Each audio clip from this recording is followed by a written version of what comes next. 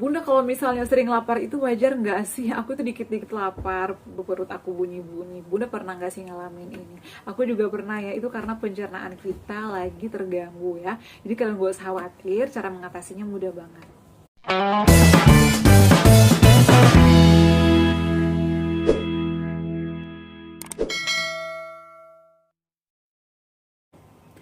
Assalamualaikum warahmatullahi wabarakatuh. Halo semuanya, selamat datang kembali di channel aku, Adeva dan Bunda. Gimana kabarnya nih? Semoga semuanya sehat selalu ya.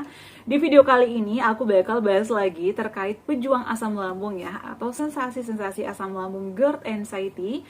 Karena aku juga pernah ada di posisi itu. Alhamdulillah saat ini udah membaik, udah normal lagi, udah bisa aktivitas, udah bisa makan normal seperti biasa ya. Namun aku masih tetap menerapkan 3P-nya ya, masih memilih-milih atau selektif dalam memilih makanannya. Karena aku tuh trauma, 2 tahun lebih aku berjuang melawan asam lambung GERD anxiety psikosomatis ya. Aku juga ada kecemasan teman-teman.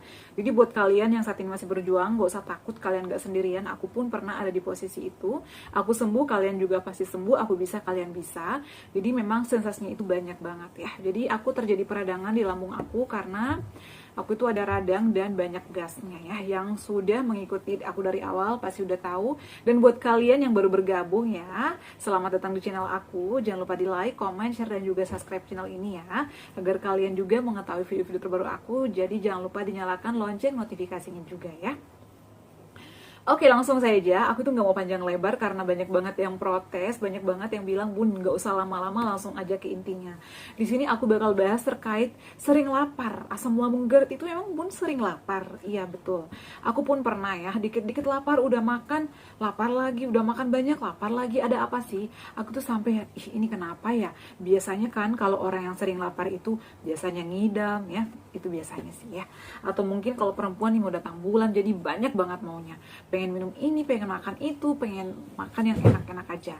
Aku pun pernah ngalamin ini, dan ternyata setelah aku konsultasi, karena pencernaan kita lagi terganggu, makanya bawaan itu pengen aja makan ya, makan terus, padahal udah diisi nasi, udah diisi buah-buahan, udah diisi biskuit, tetap aja makan. Jadi kalian kalau misalnya ngalamin hal ini gak usah kaget ya teman-teman. Jadi tetap aja, tetap terapkan 3P. Jangan mentang-mentang kalian pengen makan terus diturutin, jangan ya. Jadi kalau misalnya pencernaan kita lagi terganggu, itu memang ada ya sensasi kita bakal lapar terus. Jadi sensasi asam lambung ini ada yang membuat kita lapar terus, ada yang sulit makan, ada yang dikit-dikit begah, ada yang dikit-dikit mual. Tapi kalau misalnya merasakan sensasi aduh dikit-dikit lapar, cara yang pertama yang harus kita perhatikan adalah mengatur jadwal makan ya. Jadwal makan ini diatur ya 2 jam sekali atau 3 jam sekali. Kalau aku nih pengalaman pribadinya pada saat itu mengatur jam makan aku adalah 2 jam sekali. Jadi dari bangun pagi ya sampai dengan malam lagi aku itu atur semua jadwalnya ya. Aku tulis, aku tempel di kamar aku. Misalnya ini, aku sarapannya setengah 7 atau jam 7. Jam 9 aku makan lagi ya. Jam 11 aku makan lagi, jam 1 aku makan lagi. Seperti itu ya. Jadi kalau misalnya teman-teman sudah makan, tapi di antara setelah 1 jam ya, biasanya kan makan kita porsi kecil ya. Dan harus dikunyah halus agar mudah dicerna ya. Jadi kita tuh harus makan makanan yang lunak ya teman-teman ya. Jadi kalau misalnya udah makan nih jam 7 tapi baru jam 8, baru setengah 9 udah lapar lagi. Aduh gimana ceritanya nih, masa makan nasi lagi? Nah, biasanya nih aku selipin dengan biskuit atau roti ya, roti yang aman. Perhatikan roti yang aman ini biasanya roti terbuat dari gandum, tapi jangan banyak-banyak juga ya, karena itu ada raginya atau mengandung ragi. Kemudian biskuit apa aja sih Bun yang aman? Kalau aku sih pada saat itu biskuit gandum, kentang ya, buah potato. Pokoknya biskuit yang aman aja. Atau biasanya aku juga seduh oat milk. Oat milknya ini bebas, mau dikasih madu, mau dikasih buah-buahan. Kalau buah-buahan yang biasa aku pakai itu ya, pada saat itu adalah melon ataupun kurma. Kalau nggak ada bisa pisang kepo. Pisang keponya ini yang matang banget ya, kalau nggak dikukus atau direbus. Itu aman sih sama aku ya. Karena ada beberapa orang yang tidak cocok sama pisang. Kalau aku sih aman ya, selagi dikonsumsinya dalam jumlah yang tepat dan tidak berlebihan. Kemudian konsumsinya juga harus yang pisangnya yang matang. biasanya aku seduh oat milk ya. Boleh nggak sih bun di antara jam makan itu kita isi dengan misalnya konsumsi energen atau sereal lain? Ya boleh, nggak apa-apa. Aku juga biasanya kayak gitu ya. Misalnya aku udah makan jam 7, aduh jam 8, setengah 9 kok aku lapar lagi. Nah aku ngemil lah biskuit kadang sambil minum energen. Karena ada beberapa orang yang takut sama energen. Sebenarnya energen itu nggak ada masalah loh teman-teman ya. Jadi aman-aman aja buat kita pejuang asam lambung. Yang penting kita konsumsinya itu jumlahnya pas ya, tidak berlebihan. Jadi biasanya aku ngambil biskuit gandum, kemudian seduh energennya ini bisa energen coklat ya. Kalau misalnya kalian nggak cocok sama coklat atau nggak suka, bisa diganti yang vanila atau bisa diganti yang kacang hijau. Aku sih biasa kayak gitu ya. Nah kalau misalnya nih, aduh kok nggak mampan juga, biasanya aku tambah lagi dengan buah. Makanya dulu ya pada saat itu aku tidak pernah pisah dengan buah kurma ya. Kemudian aku biasanya pakai kurma sukari. Kurma sukari itu bagus banget sih. Kemudian kurma bamblek itu juga bagus, dan menurut aku itu manisnya pas banget dan legit gitu.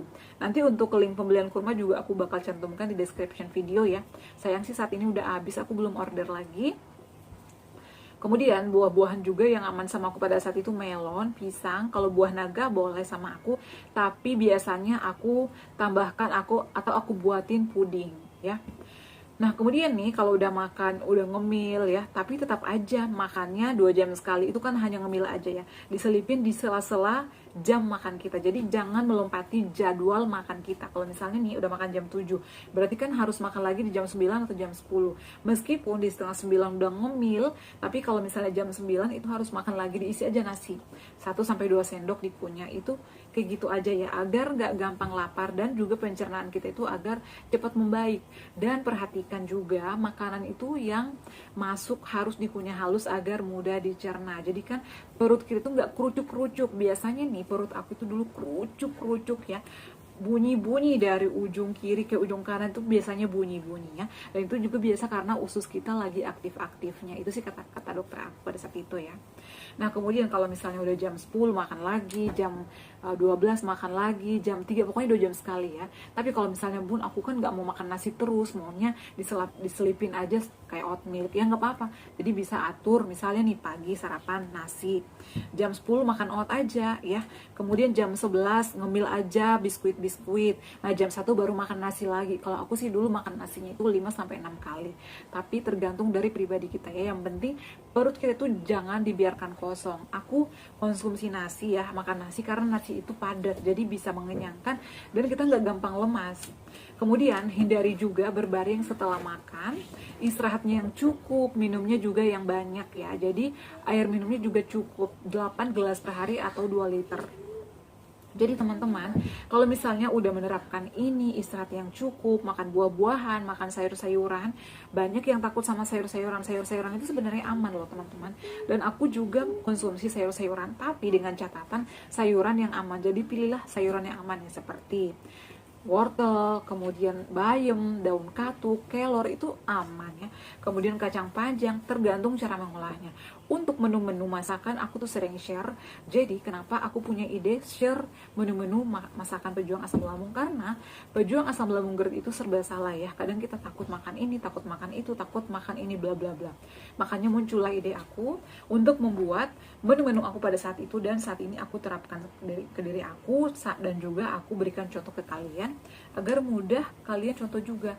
Jadi kalian nggak mikir lagi hari ini aku bosan makan ini lagi, jadi bisa dicontoh menu-menu aku. Tapi sekali lagi, menu yang aku share itu adalah yang cocok sama aku. Kalau misalnya nggak cocok, berarti kalian bisa ganti menu yang lain. Jadi cocok sama aku belum tentu cocok sama kalian. Dan menurut aku semua itu sih tergantung dari kitanya ya, cara mengolahnya, dan juga pada saat dimakan itu harus dikunyah halus. Seperti itu ya. Kemudian kalau misalnya pada saat bangun tidur ya, biasanya kan bunyi-bunyi banget ya perut kita, bisa konsumsi air tajin ya. Air tajin beras organik itu aman, bagus juga untuk lambung, bagus untuk pencernaan, melancarkan BAB juga, bagus untuk sembelit, bagus juga untuk usus. Dan pada saat mau tidur malam, kalau misalnya usus kalian lagi bunyi-bunyi, lapar, makan nasi dulu ya, makan nasi atau oatmeal ya. Biasanya kan aku jam 9 tidur, tapi jam 7 itu aku udah makan ya, udah nggak makan nasi lagi. Terakhir makan itu jam 7 malam. Kemudian minum oat milknya biasa jam 8. Tapi pada saat mau tidur, lapar lagi, biasanya aku hanya ngemil ya. Biasanya aku seduh energen, biasanya aku hanya seduh oat gitu ya. Kemudian tidurnya juga harus cukup, miring ke kiri agar nggak kambuh-kambuhan. Kemudian periksakan juga gula darah kalian. Nah, biasanya nih kalau misalnya kita sering lapar, biasanya gula darah kita berlebihan atau gula darah kita rendah. Jadi perlu diwaspadai juga ya kalau misalnya pencernanya udah baik-baik aja nih tapi kok masih sering lapar. Jadi bisa dicek ya teman-teman, ya bisa ke dokter. Jadi kayak gitu ya teman-teman, gak usah khawatir, itu hanya sensasi sementara aja. Karena aku juga pernah ngalamin itu. Kalau misalnya udah diterapkan pola makannya, jam-jamnya, jadwalnya, menu-menunya, insya Allah itu bisa lekas sembuh. Dan intinya jangan banyak pikiran, positif thinking aja ya. Semuanya itu pasti dilewati. Oke ya teman-teman, semoga bermanfaat dan juga menjawab pertanyaan kalian. Terima kasih yang selalu setia menonton video-video aku. Jangan lupa di like, comment, share, dan juga subscribe. Assalamualaikum warahmatullahi wabarakatuh. Sampai ketemu lagi di video-video aku selanjutnya. Bye!